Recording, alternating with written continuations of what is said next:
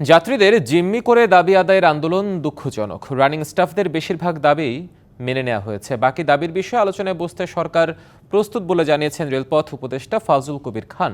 মঙ্গলবার সকালে Kamalapur rail station পরিদর্শন শেষে সাংবাদিকদের এসব জানান তিনি। এ বিষয়ে আরও জানাতে কমলাপুর রেল স্টেশন থেকে যুক্ত হচ্ছেন সহকর্মী ইকবাল অনিক এবং আরও যুক্ত হবেন আমাদের সাথে মাহফুজা বৃষ্টি। আমরা শুরুতে একটু ইকবাল অনিকের কাছে যেতে চাই। ইকবাল, উপদেষ্টা সেখানে গেছেন, তাদের সাথে কথা বলেছেন, তিনি জানিয়েছেন সব দাবি আসলে আপাতত মানা সম্ভব না, কিন্তু তারা বসতে চান, সরকার তৈরি আছেন। এই অবস্থায় সেখানে তাদের প্রতিক্রিয়া কেমন দেখছেন যারা আন্দোলন আছেন তাদের? 25 বছরের ওয়ারেন্টিযুক্ত দীর্ঘস্থায়ী দরজা প্রোটেক্টর, আধুনিক ও মজবুত দরজা।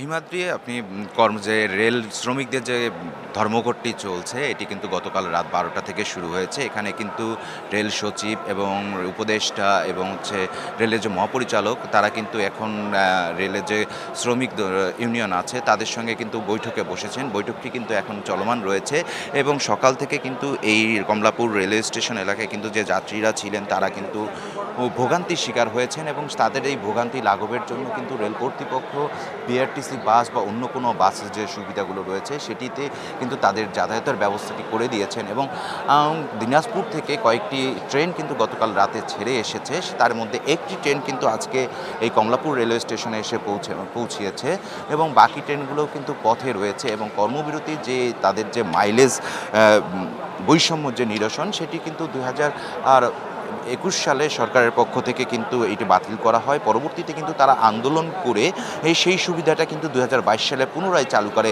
এই বছরের 23শে জানুয়ারি কিন্তু আরও একটি রেল মন্ত্রণালয় থেকে আরও একটি প্রজ্ঞাপন জারি করা হয়। সেখানে কিন্তু বলা হয় যে রেল এস্টাবলিশমেন্ট কোড অনুযায়ী রেলের যে রানিং অ্যাওয়ারনেস আছে প্রাপ্য হবেন, কিন্তু যে চলন্ত ট্রেনের যে মাইলেজ যে সুবিধাটাই রয়েছে সেটিতে কিন্তু অন্য কোনো ভাতা পাবেন না। তারা শুধু তাদের যে ন্যায্য প্রাপ্য বা মূল বেতনের থেকে বেশি কোনো কিছু পাবেন না, যেটাকে বলা হচ্ছে আপনার যে তারা বাড়তি যে ভাতাটা, যেটা ওভারটাইম বলে, সেই ভাতাটি কিন্তু পাবেন না। তারই প্রেক্ষিতে কিন্তু সেই যে নতুন প্রজ্ঞাপনটি বাতিলের দাবিতে কিন্তু তারা গতকাল রাত থেকে কিন্তু তারা এই ধর্মঘট ডেকেছে।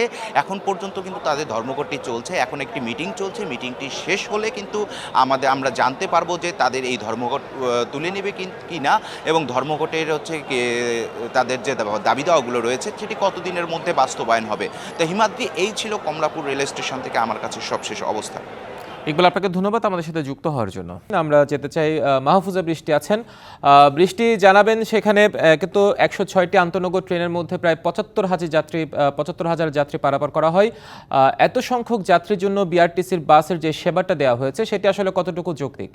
ধন্যবাদ হিমাদ্রি। আমরা এই বিষয়ে কথা বলেছিলাম বিআরটিসি কর্তৃপক্ষের সাথে। কথা বলার পরে তারা কিন্তু আমাদেরকে জানিয়েছেন যে যাত্রীর চাহিদা অনুযায়ী কিন্তু তারা বাস নামাবেন, তাদের পর্যাপ্ত বাস রয়েছেন, সেই ক্ষেত্রে কোনো ধরনের কোনো অসুবিধা হবে না। আমরা দেখতে পাচ্ছি যে এই মুহূর্তে দেখছেন যে রাজশাহীর বাস কিন্তু ছেড়ে দিয়েছে। এরই মধ্যে সকাল থেকে বিভিন্ন গন্তব্যে কিন্তু বাস যাচ্ছিল। এখন পর্যন্ত কমলাপুর থেকে 9টি বাস ছেড়ে গিয়েছে। এটি যদি যায় তাহলে 10টি বাস হবে, আর বিমানবন্দর থেকে কিন্তু 11টি বাস ছেড়ে গিয়েছে। আমরা বিআরটিসির মাধ্যমে খবর পেয়েছি।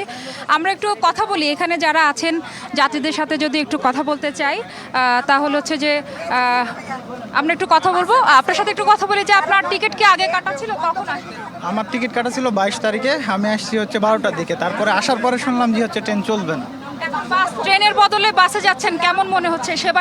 দর্শক, কমলাপুর থেকে সহকর্মী মাহফুজা বৃষ্টি জানাচ্ছিলেন কারিগরি ত্রুটির কারণে সংযোগটি বিচ্ছিন্ন হয়েছে।